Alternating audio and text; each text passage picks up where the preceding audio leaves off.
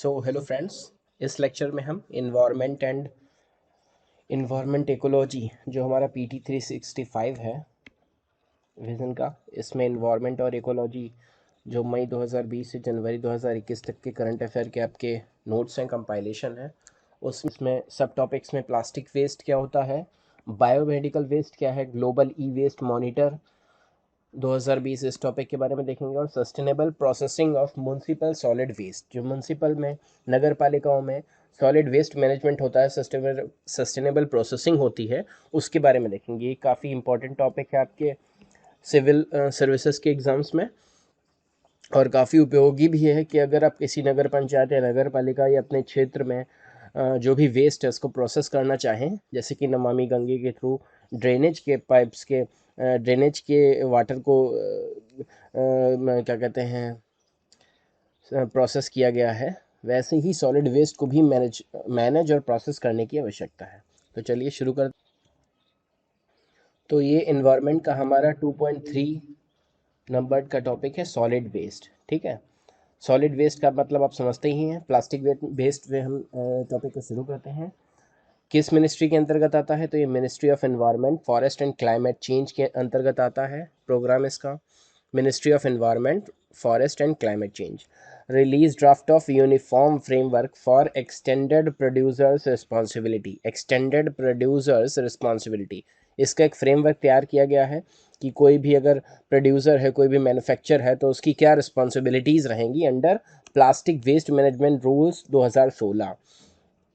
जो भी plastic waste, जो भी प्लास्टिक कचरा आता है, तो उसको मैनेज कैसे किया जाए, उसको कहाँ डंप किया जाए, है ना, कैसे प्रोसेस किया जाए, ये 2016 के रूल के अंतर्गत एक फ्रेमवर्क जो है गवर्नमेंट ने डेवलप किया है। तो इसके बारे में हम शुरू करते हैं। About draft extended producers responsibility EPR framework. तो इस फ्रेमवर्क में क्या है कि एक स्ट्रेटेजी बनाने को कहा गया है, जिसमें क्या किया जाए, हमारा प्रमोट किया जाए reuse, recycle and eco friendly disposal of waste. ठीक है, responsibility of disposal of the waste to the manufacturer and producer. जो भी प्रोड्यूसर है उसकी भी रिस्पॉन्सिबिलिटी हो कि अगर वो दूध के पैकेट्स जो हैं, दूध की प्रोडक्शन और दूध के डिस्ट्रीब्यूशन में प्लास्टिक की थैलियों को यूज़ कर रहा है, तो उन प्लास्टिक की थैलियों को डिस्पोज कैसे करना है, ये भी जागरूकता लोगों में कौन पहुंचाएगा, वो मैन्युफैक्चरर और प्रोड्यूसर की रिस्पॉन्सिबिलिटी होनी चाहिए। ये फ्रेमवर्क जो है किसके अंतर्गत है, ये हमारा PWMR मतलब प्लास्टिक वेस्ट मैनेजमेंट रूल्स 2016 के अंतर्गत फ्रेमवर्क बनाया गया है। इसमें प्लास्टिक क्रेडिट मॉडल बनाया गया है। इस मॉडल में क्या है, ensure that an equivalent amount of packaging waste has been recovered and recycled. मतलब जितना आप प्रोडक्शन में प्लास्टिक वेस्ट को बना रहे हैं, है ना, उतना ही आप उसे रिकवर भी करें कहीं ना कहीं से। मतलब जितना बर्डन पृथ्वी पर डाल रहे हैं उतना ही बर्डन कम भी करें कहीं ना कहीं से।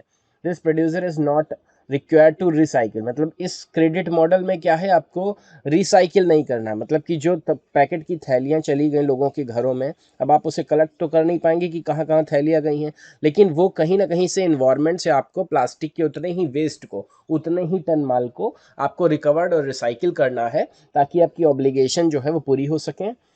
ठीक है, प्रोड्यूसर रिस्पॉन्सिबिलिटी ऑर्गेनाइजेशन, इसमें ऑर्गेनाइजेशन बनाने की बात कही गई है। जो भी प्रोड्यूसर्स हैं, जो भी मैन्युफैक्चरर हैं, उनकी रिस्पॉन्सिबिलिटी को बताने के लिए under this organisation will manage the waste. ठीक है, वेस्ट को मैनेज करेगी। Municipal bodies can also register हो सकती हैं ऑर्गेनाइजेशन में, ठीक है, PRO में, और नेशनल PRO एडवाइजरी कमेटी बनेगी इसी मैनेजमेंट को देखने के लिए। फ़ी बेस्ड मैकेनिज़्म होगा कि अगर कोई हो रहा है तो उसको फ़ी ली जाएगी। मतलब कि under this the producer will contribute to the EPR corpus fund. जो भी प्रोड्यूसर हैं अपने कॉर्पस फंड में EPR में दे सकते हैं। फिर based on generation of plastic waste wise effort required. मतलब कि जितना भी आप प्लास्टिक वेस्ट जनरेट करेंगे उतना आपको उसको रिकवर करना पड़ेगा। ठीक है, यही पॉइंट्स हैं। अच्छा, अब हम बात कर लेते हैं प्लास्टिक वेस्ट मैनेजमेंट रूल्स 2016, है ना। ये जो रूल्स आए थे 2016 में, बाद में इसे 2018 में अमेंडमेंट भी किया गया है, अमेंडेड किए गए हैं। इसमें क्या मुख्य पॉइंट्स हैं, डिफाइंड मिनिमम थिकनेस। जो भी प्लास्टिक कैरी बैग्स होंगे, है ना, 50 माइक्रोन से उसकी मिनिमम थिकनेस होनी चाहिए, उससे कम की नहीं होनी चाहिए, वरना वो बायोडिग्रेडेबल नहीं हो पाएंगे। तो ये सब चीज़ें हैं। रिस्पॉन्सिबिलिटी होनी चाहिए फाइनेंशियल और फिजिकल और लोकल बॉडीज़ जो हैं उनकी रिस्पॉन्सिबिलिटी होनी चाहिए कि वो फ़ाइन लगाएं, लोगों पर जुर्माना लगाएं, और ठीक है, और फिजिकली उस वेस्ट को प्रोसेस करें। एक्सटेंडेड प्रोड्यूसर रिस्पॉन्सिबिलिटी, जो भी प्रोड्यूसर है उसकी एक अतिरिक्त रिस्पॉन्सिबिलिटी होनी चाहिए। Producers are to keep a record, record रखें कि वो कितना वेस्ट जनरेट कर रहे हैं और कितना जो है उसे रिकवर कर रहे हैं। रिस्पॉन्सिबिलिटी ऑफ वेस्ट जनरेटर, जो भी वेस्ट जनरेट कर रहा है उसको उसकी रिस्पॉन्सिबिलिटी होनी चाहिए।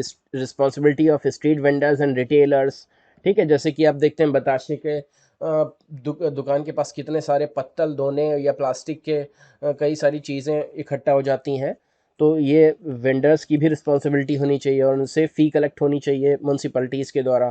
Promote the use of plastic for road construction और एनर्जी, अगर कहीं वेस्ट प्लास्टिक वेस्ट को मैनेज करना है तो सबसे अच्छा तरीका है आप प्लास्टिक को इकट्ठा कीजिए, उसको प्रोसेस कीजिए, उसके ब्लॉक्स बना के रोड के पेमेंट पे लगा सकते हैं या कंक्रीट में उसको मिक्स करके कंक्रीट की मजबूती बढ़ा सकते हैं। तो इस तरीके के प्लास्टिक वेस्ट मैनेजमेंट रूल्स के अंतर्गत ये पॉइंट्स आए हैं। ठीक है, एक सेंट्रल रजिस्ट्रेशन सिस्टम होना चाहिए, उसमें प्रोड्यूसर, इंपोर्टर और ओनर का नाम रजिस्टर होगा। तो इस तरीके से कुछ पॉइंट्स हैं, आप देख लीजिए। इसके बाद अगला टॉपिक आता है हमारा बायोमेडिकल वेस्ट। पहले तो हम प्लास्टिक वेस्ट की बात कर रहे थे, अब यहाँ पे बायोमेडिकल वेस्ट की बात हो रही है। क्यों ये न्यूज़ में है? क्योंकि सेंट्रल पोल्यूशन कंट्रोल बोर्ड जो कि सीपीसीबी है, उसने रिवाइज्ड गाइडलाइंस जारी की हैं बायोमेडिकल वेस्ट मैनेजमेंट के थ्रू, जो कि कोविड-19 में जो ये वेस्ट जनरेट हुआ ज़्यादातर, क्योंकि पीपी किट लोगों ने बहुत यूज़ की हैं, कई सारे मास्क यूज़ होकर उसे जलाया गया है या उसे डंप किया गया है ना? तो उनका एक रूल गाइडलाइन जारी की गई हैं, गाइडलाइन वर इशू की गई हैं। Guidelines for handling, treatment, disposal of waste generated during treatment, diagnosis, quarantine of कोविड-19 पेशेंट। ठीक है, बायोमेडिकल वेस्ट मैनेजमेंट रूल्स 2016 के अंतर्गत इसमें गाइडलाइन जारी की गई हैं। Applicable to all stakeholders, चाहे वो आइसोलेशन वार्ड्स हों, क्वारंटीन सेंटर्स हों, सैंपल कलेक्शन सेंटर्स हों, लेबोरेटरीज हों, अर्बन लोकल बॉडीज़ हों, मतलब जो हमारी म्यूनसिपैलिटीज़ हैं, जो न्यायपालिका नगर पालिकाएँ हैं, मुंसी हैं, इन सब की रिस्पॉन्सिबिलिटी है। स्टेक होल्डर्स, ये सभी स्टेक होल्डर्स हैं और इनके लिए गाइडलाइन जारी की गई है। कॉमन बायोमेडिकल वेस्ट ट्रीटमेंट होना चाहिए एंड डिस्पोजल फैसिलिटीज़ होनी चाहिए। Biomedical waste comprise of human and animal anatomical waste. Biomedical waste क्या होता है? जैसे ह्यूमन और एनिमल का एनाटोमिकल वेस्ट, ठीक है, जो एनाटोमी से उसके निकलता है, जैसे कि आप बायोडंग समझ सकते हैं। हाँ, इसके लिए और treatment apparatus like needle, syringe, other materials used in health care facilities, है ना, ये सब चीज़ हैं।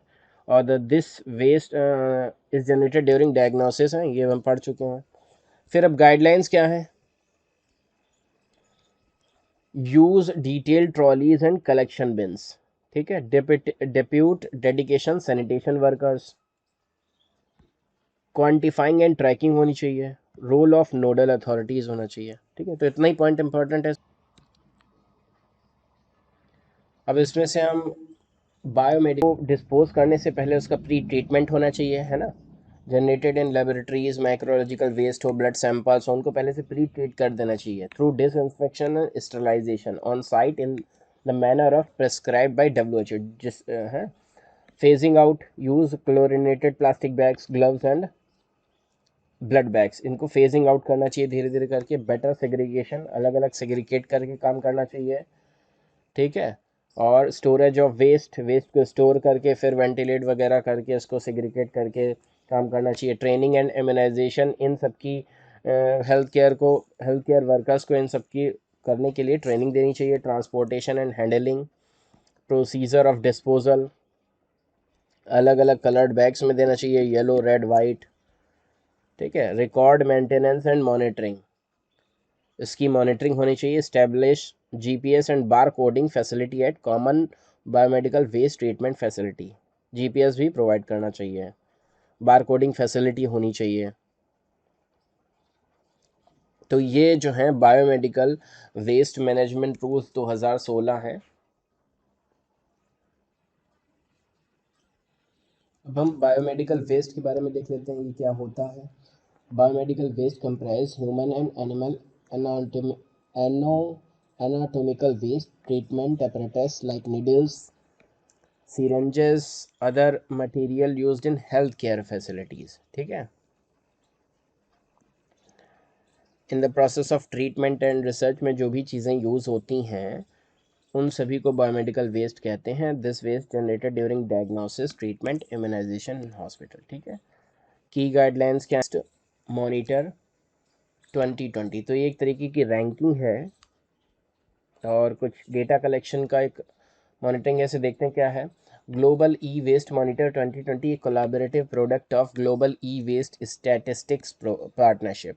Global e waste statistics partnership, international telecommunication union and International Solid Waste Association was released in close collaboration with UNEP. तो ये इन सब की कोलैबोरेटिव एक साठगांठ करके इन्होंने एक मॉनिटर जो एजेंसी बनाई है, ग्लोबल ई वेस्ट मॉनिटर. अब इसमें ये ई वेस्ट को मॉनिटर करते हैं. ई वेस्ट मतलब electronic waste. Electronic waste all time electrical electronic equipment है ना, ठीक है, जिनको ऐसा है जो रीयूज़ ना हो पाए वैसा वेस्ट है. ई वेस्ट ऐसा है जैसे कि कीबोर्ड है, टूट गया, वो उसका रीयूज़ नहीं हो सकता है. उसको रिसाइकिल करके तोड़ फोड़ करके रोड में डालो या कुछ ऐसा हो सकता है. Common hazardous materials found in e waste.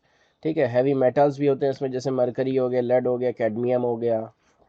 तो ई वेस्ट मैनेजमेंट रूल्स जो 2016 में थे वो क्या कहते हैं. प्रोड्यूसर रिस्पॉन्सिबिलिटी ऑर्गेनाइजेशन होनी चाहिए, मतलब पीआरओ होने चाहिए. कंज्यूमर, डिसमेंटलर्स और रिसाइकलर्स, डीलर्स, मैन्युफैक्चरर्स, ये जो हैं सारे स्टेक होल्डर्स जो हैं इन सभी पे एप्लीकेबल होता है. कलेक्शन मैकेनिज्म होना चाहिए, मतलब कैसे कलेक्ट हो फिर उसको प्रोसेस हो, कलेक्शन पॉइंट हो, कलेक्शन सेंटर्स हो, टेक बैक सिस्टम्स हो. ये सभी चीज़ें इस रूल में बताई गई हैं. तो देखिए इसमें कैसे बताया गया है. फ्यू रिपेयर ऑप्शन होता है, कहीं कुछ की तो शॉर्ट लाइफ साइकिल होती है. जैसे मैंने कीबोर्ड 600 का मंगाया, वो काम ही नहीं कर रहा है, तो 6 महीने इसकी ड्यूरेशन थी. Higher consumption rate of FE, जैसे फ्रेज टीवी 2016 ये आई है. तो इस गाइडलाइन में ऐसा कुछ खास नहीं है. It cover even components, spare parts, electric and electronic हैं. मरकरी कंटेनिंग लैम्प्स होती हैं इसमें. It has the interest bearing deposit refund scheme introduced in pan India EPR authorisation by CPG control pollution board, control board के द्वारा आया. ये phase wise collection होना चाहिए, सेपरेट ई वेस्ट कलेक्शन होना चाहिए, रिडक्शन ऑफ हजार्डस सब्सटेंसेस होनी चाहिए, हैं, और registration of producer responsibility organisation. इनकी ये जो पीआरओज हैं जो ऑर्गेनाइजेशन बने, इनका रजिस्ट्रेशन होना चाहिए. अब इसके बाद देख लेते हैं हम यहाँ पे शॉर्ट में sustainable processing of municipal solid waste. Sustainable processing ये कैसे कर रहे हैं. तो CSIR ने डेवलप किया एक facility held in achieving decentralised decimation of solid waste. तो सॉलिड वेस्ट को डिसेंट्रलाइज डेसिमेशन करें, मतलब उसको प्रोसेस करें, create value added in products, और उसके बाद उसमें कुछ वैल्यू एडेड प्रोडक्ट्स बना दें. जैसे कि ड्राई लीव्स और ड्राई गैस को इकट्ठा करके हम कुछ बना दें. Conversion of waste to a product, ये इसका काम है.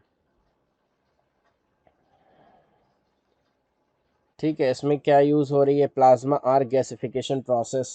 इस तरीके से हम इसको यूज़ करेंगे. बायो गैसिफिकेशन कर सकते हैं, ठीक है ना, जो काऊ डंग है उससे हम बायो गैसिफिकेशन कर सकते हैं. बायो वेस्ट डिस्पोजल कर सकते हैं, पायरोलिसिस कर सकते हैं. तो इस चीज़ को आप पढ़ लीजिएगा, इसमें क्या डिटेल है. ये हो गया हमारा sustainable processing of solid municipal solid waste. इसके बाद आता है स्टॉकहोम कन्वेंशन. इसको हम अगले पॉइंट में, अगले लेक्चर में पढ़ेंगे. धन्यवाद.